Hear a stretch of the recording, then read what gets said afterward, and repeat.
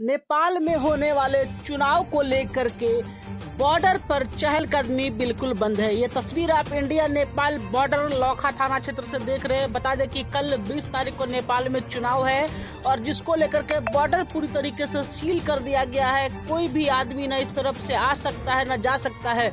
यहाँ मौके पर मौजूद एसएसबी के अधिकारी हरेंद्र कुमार ने बताया कि इमरजेंसी को छोड़कर किसी भी प्रकार का आवागमन बिल्कुल भी बर्दाश्त नहीं है यहाँ पर और बॉर्डर पूरी तरीके से सील है। एसएसबी को आप देख सकते हैं यहाँ पर जो मुस्तैदी से लगे हुए, वही दूसरी तरफ बाजार को आप देखिए कि पूरा सूना सूना बाजार लग रहा है, क्योंकि दोनों देश के लोगों के आने से बाजार में चहलकदमी रहती है। लेकिन फिलहाल बाजार पूरा सूना सपाटा सा आपको दिखेगा। बता दें कि पिछले 2 दिनों से यह सील है बॉर्डर और कल तक सील रहेगा, क्योंकि कल नेपाल में चुनाव है और एसएसबी की टीम पूरी मुस्तैदी से वही नेपाल के तरफ, नेपाल एपीएफ भी अब बॉर्डर पर पूरा सिक्योरिटी में लगी हुई है। कल इलेक्शन है, फिर खबर दिखाएंगे। आज बैगलेस शनिवार का दिन है और ये तस्वीर आप लौखा मध्य विद्यालय से देख रहे हैं और प्राथमिक विद्यालय की भी तस्वीर हम आपको दिखाएंगे।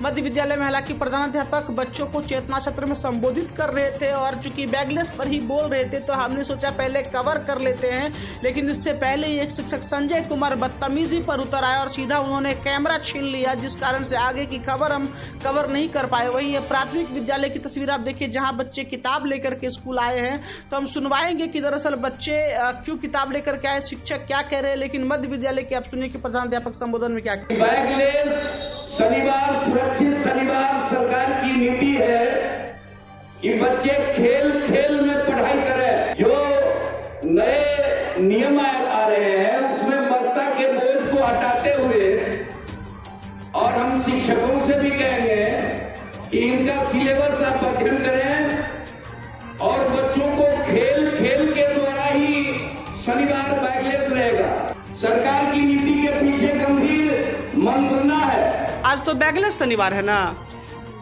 आज तो बच्चों को किताब लेके नहीं आना था स्कूल में। डेली लेके आते हैं, यहाँ पे डेली पढ़ाई होता है। तो अब तो शुरू हो गया है ना, पिछले शनिवार से तो मुख्यमंत्री बोले हैं कि बैगलेस शनिवार होगा, बच्चे को किताब लेके नहीं जाना है, बगैर किताब के पढ़ाई होगी। आपको पता है ये बात? ये तो नहीं मालूम था। शनिवार को बच्चे किताब लेके नहीं आएंगे, पता है आपको? नहीं पता है? नहीं मालूम। अच्छा, हेड सर ने बताए थे? नहीं। पिछले शनिवार को तो मुख्यमंत्री ने ऑर्डर दिया ना कि अब शनिवार को बच्चे किताब लेके नहीं जाएंगे और बगैर किताब के पढ़ाना है, खेल खेल में पढ़ाना है। फिलहाल आप प्राथमिक विद्यालय में देख सकते हैं कि बच्चे किताब लेकर के आए, शिक्षकों को जानकारी नहीं है, जबकि मध्य विद्यालय में कवर करते समय ही शिक्षक बदतमीजी करने लगे कि आपने प्रिंसिपल से क्यों नहीं पूछा, जबकि प्रिंसिपल चूंकि एड्रेस कर रहे थे तो हमें वक्त नहीं मिला। आज एसडीएम फुलपरास अभिषेक कुमार ने लौखा का नगुतरी पंचायत में राशन कार्ड को शिविर लगाया, जहाँ की हाथों हाथ राशन कार्ड संबंधित मामले को निपटाया जा रहा था।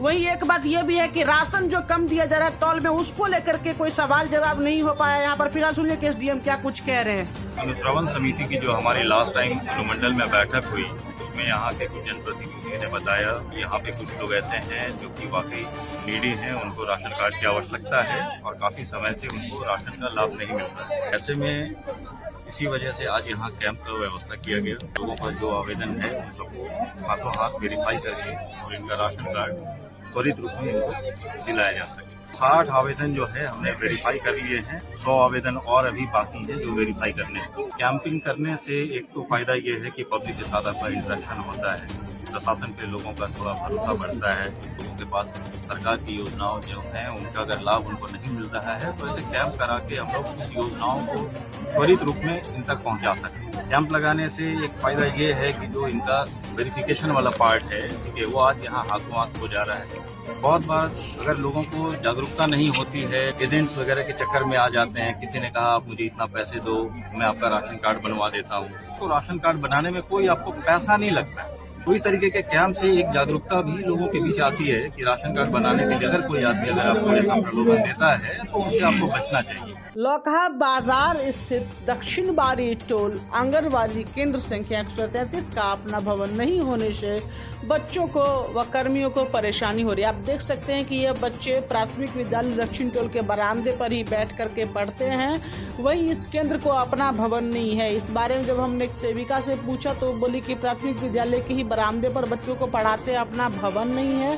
तो इस दिशा में सरकार को ध्यान देना चाहिए। आंगनबाड़ी केंद्र पर तमाम सुविधाएं दी जाती है, वहां पर ये अभी तक भवन नहीं मिला है, तो कहीं न कहीं काफी दुखद ये बात है। सुनिए सेविका क्या कह रही है। आपको भवन नहीं मिला है, बरामदे पे पढ़ाते हैं, स्कूल के बरामदा पर, भवन नहीं है अपना। अच्छा, कितना केंद्र नंबर है ये? 133। तो आप देख सकते हैं कि सेविका कह रही है कि आंगनबाड़ी केंद्र का अपना भवन नहीं है, तो विद्यालय के बरामदे पर में पढ़ा रही है बच्चों को। तो ये भवन कहीं न कहीं जल्दी से जल्दी बनना चाहिए ताकि और सुविधा मिल सके। लोखाकार में गुथरी पंचायत में चल रही योजनाओं की जानकारी लेने के लिए हम यहाँ के मुखिया संजीव कुमार शाह के पास पहुंचे और आइए हम सुनवाते हैं कि पूरी जानकारी की पंचायत में क्या कुछ योजनाओं पर वो काम कर रहे हैं या क्या कुछ योजना पर वो काम करने वाले हैं।